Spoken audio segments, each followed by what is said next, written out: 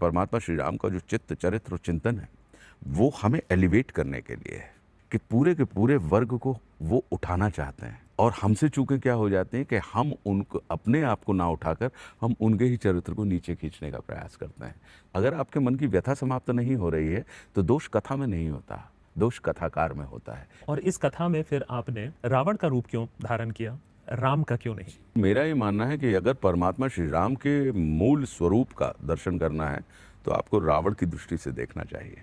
रावण यदि साधन वाला है, साधन युक्त है, तो राम साधना युक्त है। लव कुश अपने ही पिता पर सवाल कर रहे हैं और भगवान श्री राम कमजोर नजर आ रहे हैं, जवाब नहीं दे पा रहे हैं। अगर आप पावरफुल हैं तो आपको पावरफुल बताने की आवश्यकता नहीं पड़ेगी। तो मेरा अपना ये मानना है कि राम के संपर्क में चाहे तुम शंकित चित्ते से ही क्यों ना हो, राम का ये व्यक्तित्व है कि वो आपको निशंक करेंगे। भगवान श्री राम भी कहते हैं कि अगर मुझे शिवलिंग की स्थापना करनी है तो मुझे पंडित रावण ही चाहिए। हम अपने मित्रों से अपने अनुकूल कार्य नहीं करवा पाते और राम एक ऐसी बात कर रहे हैं कि अपने शत्रु से अपने अनुकूल कार्य करवा पा रहे हैं। और वो कहते हैं कि मैं आपसे एक वरदान चाहता हूं कि मुझे लंका के ऊपर जय मिले।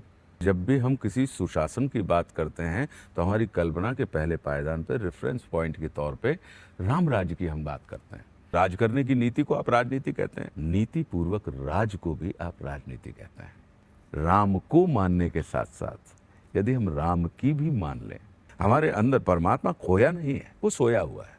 परमात्मा श्री राम के हमने चरण तो पूज लिए लेकिन उनके आचरणों को नहीं पकड़ पाए।